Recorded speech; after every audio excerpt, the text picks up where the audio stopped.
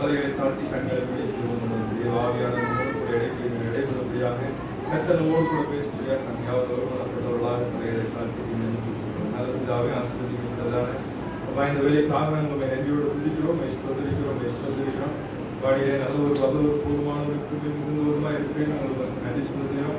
நேரத்தில் ஆண்டவரே இந்த வார்த்தைகள் ஆண்டவரே தியானிக்கிறோம். உங்களுடைய சமூகத்தில் வந்திருக்கிறோம். எங்களோடு கூட பேசுங்க, இடைபெறும் ஜனங்களோடு பேசி அவருடைய வார்த்தைகளுக்குள்ள கிரியை செய்யும் 30, 60 பணம் கொடுக்கிற கனிவிட்டு வசனத்தை கேட்கிறவர்களாக இல்லாமல் வசனத்தை கேட்டு அதன்படி நடக்க அவருடைய நல்ல நலமாக பக்குவப்படுத்தி செயல்படுத்தி ஆசீர்வதிங்க. ஹல்லேலூயா. 23ஆம் அதிகாரம் 34வது வசனத்தை அப்பொழுது இயேசு, பிதாவே, இவர்களுக்கு மன்னியும், தாங்கள் செய்கிறது இன்னதென்று அறியாதிருக்கிறார்களே என்றார். தாங்கள் செய்கிறது அறியாதிருக்கிறார்கள். ஆண்டவர் சொல்கிற ஒரு வார்த்தையை நாம் பார்க்கிறோம். ஞாயிற்றுக்கிழமை நாம் என்ன தியானம் செய்தோம்? குருத்தோலை உன்னதத்திலே அப்படின்னு சின்ன குழந்தைகள் வந்து பெரியவங்க வரைக்கும் எல்லாரும் என்ன பண்றாங்க, பவனியா ஆண்டவரை கூட்டிக் கொண்டு போறாங்க. ஆனா 5 நாள் ஆச்சு. அதுக்குள்ள என்ன சம்பவம் நடக்குது? பிதாவே, இவர்களுக்கு மன்னியும், தாங்கள் செய்கிறது என்னவென்று அறியாது இருக்கிறார்கள். அதுக்குள்ள என்ன நடந்தது? 5 நாளையில விஷயம் நடந்திருக்கு. ஆனா கொடுக்கப்பட்ட 10 நிமிஷத்துல அதை சொல்ல முடியாது. அந்த 5 நாள் ஆண்டவர் என்ன செய்தார்? பவனியா எருசலேமுக்கு வந்தார். ஏக ஊமைகளை சொன்னார், ஏக ஜனங்களை சுகமாக்கினார், அற்புதங்களை செய்தார், அதிசயங்களை செய்தார். நிறைய பேர் சோதிக்க முடியாது. ஆண்டவரிடத்துல வந்து பல கேள்விகளை எல்லாம் கேட்டுட்டு அவங்க எல்லாரும் போனாங்க. எருசலேம் தேவாலயத்திற்கு ஆண்டவர் போனார். அங்க என்ன பண்ணாரு? தேவாலயத்தை சுத்தம் பண்ணார், பரிசுத்தப்படுத்தினார். என்னுடைய வீடு ஜெப வீடு என்று எழுதி இருக்கிறது, இங்கோ அதை தொகையாக்கி சொன்னார். இப்போ என்ன சும்மா விடுவாங்க? எல்லாருக்கும் பயங்கர போவோம், கொலை செய்யலாம் அப்படின்னு சொல்லிட்டு எல்லாரும் வழி தேடி கொண்டு வந்தாங்க. அந்த நேரம் பார்த்து என்ன செஞ்சான்? பிசாசு யூதாசுக்குள்ள போனான். யூதாஸ் என்ன பண்ணா?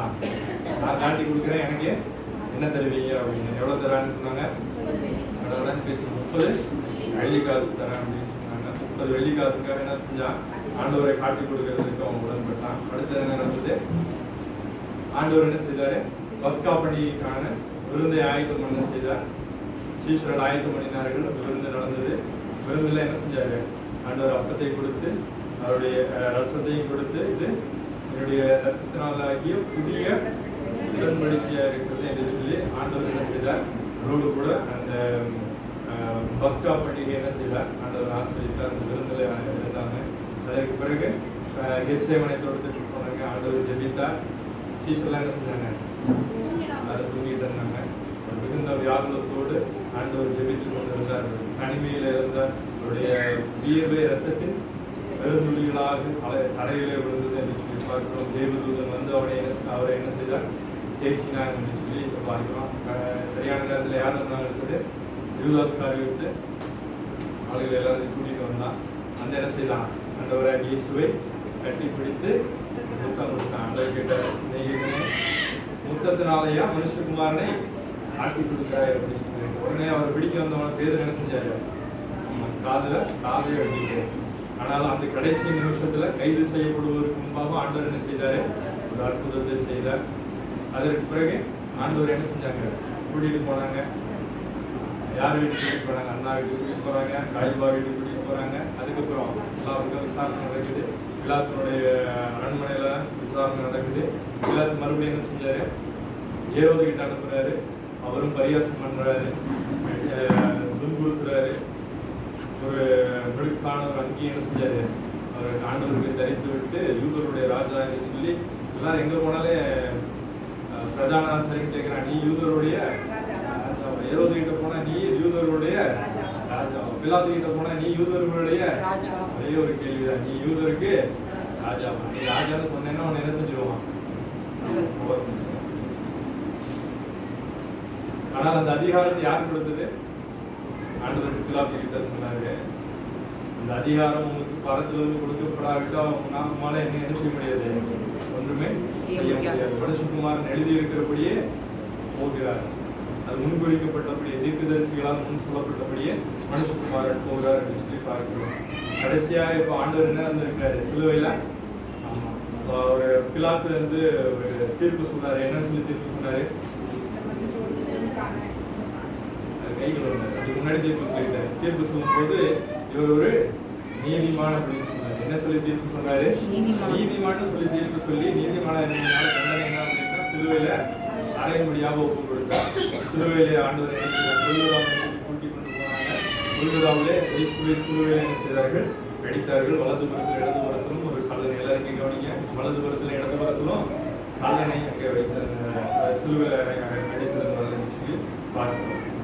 கடைசியாக இயேசு எங்க இருக்கிறார்? அந்த நாளையில சிலுவையில இருக்கிறார். இந்த சிலுவையில 7 வார்த்தைகளை பேசினார். ஆமென். இந்த சிலுவையில தொங்கின அந்த நாள், அவர் மரித்த அந்த நாள், அதுதான் நம்ம என்ன சொல்லி கொண்டாடுகிறோம்?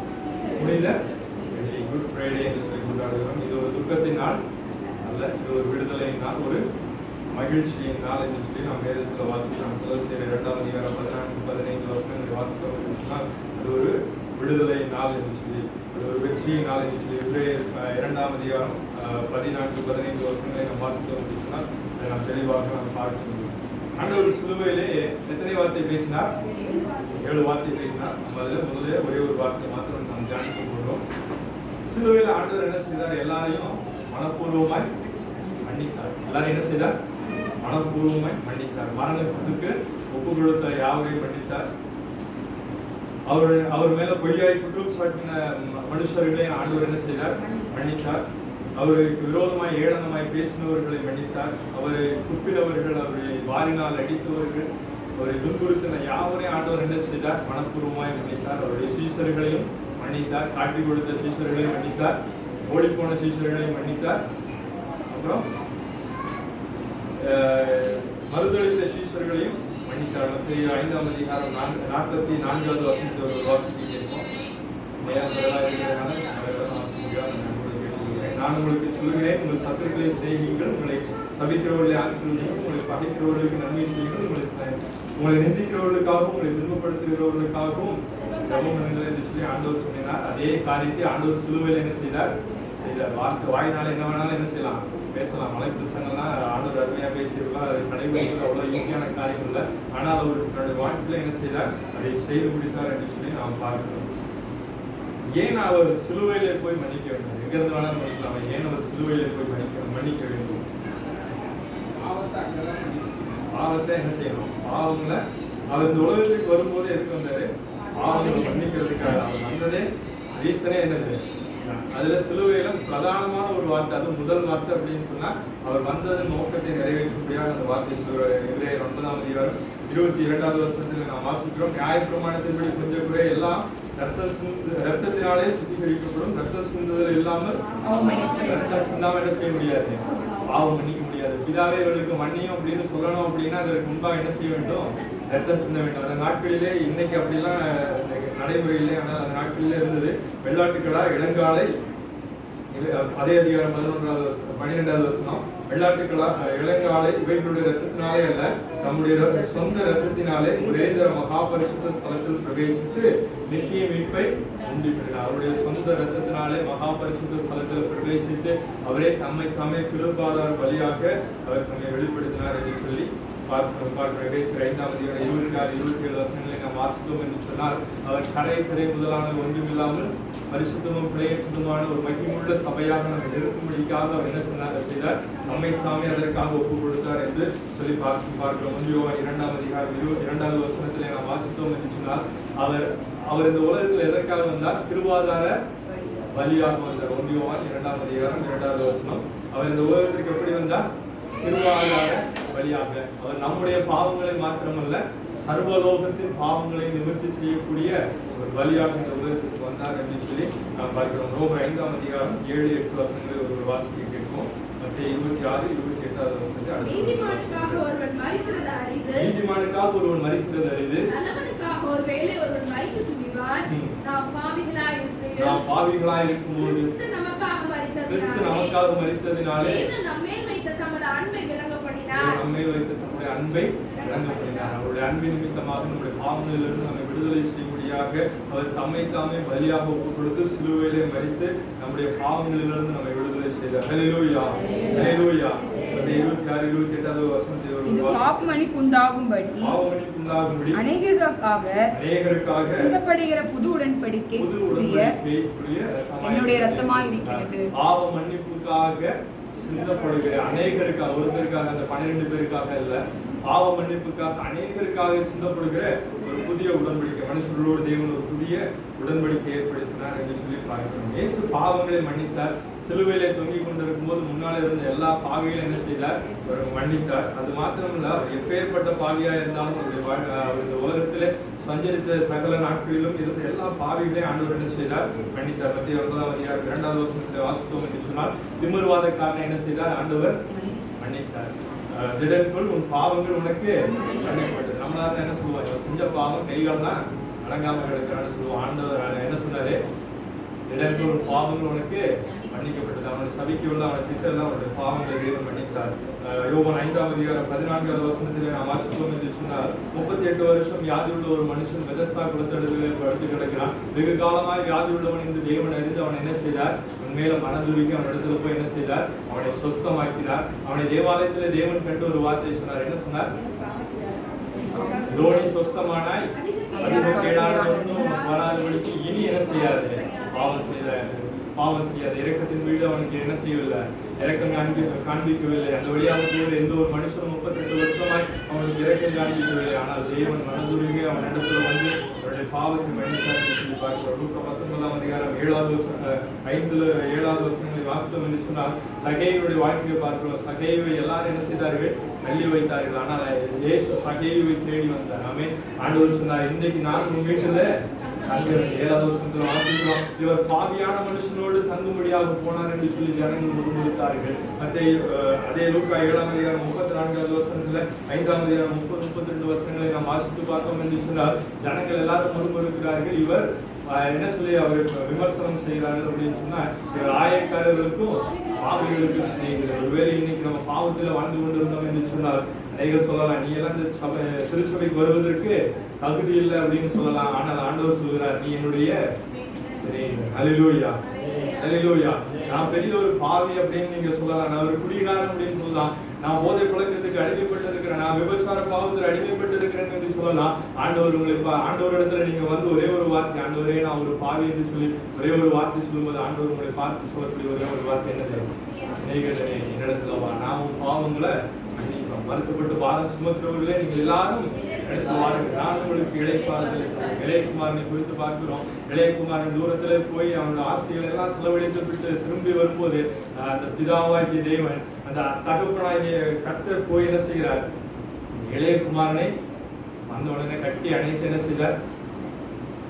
பாவங்களை எல்லாம் பார்க்கவில்லை, அவனுக்காக விருந்தை ஆயத்தம் செய்தார், கன்றுக்குட்டியை அடித்தார். ஆனால் மூத்த சகோதரன் வருகிறான், வீட்டுல விருந்து நடக்கிறது அப்படின்னு சொன்னாங்க. வெளியே நின்று என்ன நடக்கிறது அப்படின்னு சொல்லி விசாரிக்கிறான். அப்பா வந்து உள்ளே வா அப்படின்னு கூப்பிடுறாரு. நான் உங்களுக்காக இத்தனை வருஷமும் நான் வேலை செய்யறேன், ஒரு நாள் கூட இல்லாம நீ சொல்ற எல்லாத்தையும் நான் செஞ்சேன். ஆனால் எனக்காக நான் சிநேகிதரோடு நான் சந்தோஷமா இருக்கும்படி ஒரு ஆட்டுக்குட்டியை கூட கொடுக்கல, ஆனா இவனுக்காக கன்றுக்குட்டியெல்லாம் அடிச்சு விருந்து பண்றீங்களே, உங்களுடைய ஆஸ்தியை வேசிகள் இடத்துல செலவழித்து போட்டு இவனுக்காக எல்லாம் பண்றீங்களே அப்படின்னு சொல்லிட்டு வணங்கலாய்க்கிறான். ஆனா ஆண்டவர் அதையெல்லாம் என்ன செய்யல, யோசிக்கல. என் மகன் திரும்ப வந்தான், என் மகன் மரித்தான், அவன் இன்னைக்கு என்ன செய்தான்? உயிர்த்தான். அவன் காணாமல் போனான், இன்றைக்கு காணப்பட்டான், வா என்னோடு கூட சந்தோஷமாயிரு அப்படின்னு சொல்லி அந்த தகப்பன் சொல்லுகிறதை பார்க்கிறோம். விபச்சார ஸ்திரீ எல்லாரும் கல்லெடுத்து கொள்ளணும்னு நினைக்கிறாங்க. ஆனா ஆண்டவர் என்ன செய்தாரு? விபச்சார ஸ்திரீயை நேசித்தார். ஒருவன் யார் பாவம் செய்யோ அவன் முதலாவது என்ன செய்யணும்? கல்லெறியை கணவன் அப்படின்னு சொன்னார். அப்படி எல்லாரும் என்ன செஞ்சிட்டாங்க? ஓடிட்டாங்க. ஆகாப் ராஜாவை குறித்து வாசித்தோம் என்று சொன்னால், நான் வேதத்தில் வாசிக்கும் போது ரொம்ப ஆச்சரியமான ஒரு காரியம், எனக்கு பிடிக்காத ஆண்டவர் செஞ்சதுல மன்னிக்க முடியாத ஒரு காரியத்தை ஆகாபுக்காக ஆண்டவர் என்ன செஞ்சுட்டாரு? மன்னிச்சுட்டாரு அப்படின்னு சொல்லி ரொம்ப ஒரு ஏமாற்றமான ஒரு காரியங்களை நான் வாழ்க்கையில சந்தித்திருக்கேன். நான் முதல் முறையாக வேதத்தை புரிந்து படிக்கும் போது அப்படிப்பட்ட ஒரு காரியத்தை நான் சந்தித்திருக்கேன். எப்பேற்பட்ட பாவியா இருந்தாலும் ஆண்டவர் என்ன செய்வாரு? நம்மளால மன்னிக்க முடியாது, ஆனால் ஆண்டவரால மன்னிக்க முடியும். நம்மளால மன்னிக்க முடியுமா முடியாதா? அடுத்தது நம்ம அப்ப எப்பேற்பட்ட பாவியா இருந்தாலும் கர்த்தரிடத்துல போய் நம்முடைய பாவங்களை நம்ம அறிக்கை செய்யும் போது, அது எப்பேற்பட்ட பாவமா இருந்தாலும் அதுல இருந்து அந்த பாவத்திலிருந்து அக்கிரமத்திலிருந்து விடுதலை செய்து நம்மை சுத்திகரிக்க அவர் உண்மை நீதி உள்ளவராய் இருக்கிறார் என்று சொல்லி நம்ம உண்மையோவானை வாசிக்கிறோம். நாமும் மற்றவர்களை என்ன செய்ய வேண்டும்? ஆண்டவர் நம்மை மன்னித்தது போல நாம என்ன செய்ய வேண்டும்? மற்றவர்களுக்கு மன்னிக்கிறவர்களாய் காணப்பட வேண்டும். ஒருவர் ஒரு சகோதரன் உனக்கு விரோதமாய் குற்றம் செய்யும்போது எத்தனை தடவை மன்னிக்கணும்? 7 தடவை மாத்திரம் இல்ல, 70 தடவை நம்ம என்ன செய்யணும்? மன்னிக்க வேண்டும். ஒருவேளை நம்மளால மன்னிக்க முடியல, இன்னைக்கு நிறைய பேர் நீங்க சொல்லலாம், எத்தனை பேர் சொல்லுவீங்க எல்லாரும் நம்ம எனக்கு விரோதமா தப்பு செஞ்சு எல்லாத்தையும் மன்னிச்சுட்டேன் அப்படின்னு நம்மளால சொல்ல முடியுமா? வேலை அப்படி இல்லை அப்படின்னா ஒரு விஷயம் யோசிச்சு பாருங்க. நீங்க யாரையெல்லாம் மன்னிக்கவில்லையோ அவங்க எல்லாம் ஒரு விஷயம் உங்களுடைய கண்களுக்கு முன்பாக யோசித்து பாருங்க. ஜெபம் பண்ணும்போது சொல்லுகிறோம், எங்களுக்கு விரோதமாய் குற்றம் செய்கிறவர்களுக்கு நாங்கள் மன்னிக்கிறது போல எங்கள் குற்றங்களை ஆண்டவர் எல்லாத்துக்கும் ஒரு ஸ்டார் பின்னாடி போட்டு வச்சிருப்பாரு. இங்க என்ன ஸ்டாரு? நாங்க எப்படி மன்னிக்கிறோமோ அப்படி எங்களுக்கு மன்னி. நம்ம எப்படி மன்னிப்போம்? செத்தாலும் மன்னிக்கவே மாட்டேன் அப்படின்னு சொல்லுவோம். அதே மாதிரி ஆண்டவர் சொன்னார், செத்தாலும் உன் பாவத்தை என்ன செய்ய மாட்டேன். நம்முடைய பாவத்துல ஒரு பாவம் மன்னிக்கப்படாவிட்டாலும் தேவனுடைய ராஜ்யத்துக்குள்ள பிரவேசிக்கக்கூடியது. ஜெபம் பண்ணும்போது நம்ம ஒருத்தர் கிட்ட மார்க் 11ஆம் அதிகாரத்துல நம்ம வாசிக்கிறோம், நாம் ஜெபம் பண்ணும்போது ஒருத்தர் இடத்துல ஒரு குறை இருந்துச்சு அப்படின்னா முதல்ல அங்க என்ன செய்யணும்? ஒப்புரவாகணும். அதுக்கப்புறம் தான் ஜெபம் கேட்கப்படும். நாம தேவாலயத்துக்கு காணிக்கை செலுத்த வருகிறோம், பலிபீடத்துக்கு முன்பாக காணிக்கை செலுத்த வருகிறோம் அப்படின்னா உன் சகோதரன் பேர்ல ஒரு குறை உண்டு அப்படின்னு சொன்னா முதலாவது காணிக்கை என்ன செஞ்சிரு? வச்சிரு. பலிபீடத்துக்கு முன்னாடி காணிக்கை வச்சிரு. கிளம்பிப்போ, உன் சகோதரனை பாரு, உன் சகோதரனோட ஒப்புரவாகு. அதுக்கப்புறம் வந்து என்ன செய்ய? காணிக்கை செலுத்து. அது வரைக்கும் நீ செலுத்துகிற காணிக்கை 10 பைசாக்கு பிரயோஜனம் இல்லை, நீ செய்கிற ஜெபம் 10 பைசாக்கு பிரயோஜனம் இல்லை. அப்ப நம்ம மற்றவருடைய பாவங்களை நாம் மன்னிக்காவிட்டால் நம்முடைய பாவங்களை ஆண்டவர் என்ன செய்ய மாட்டார்?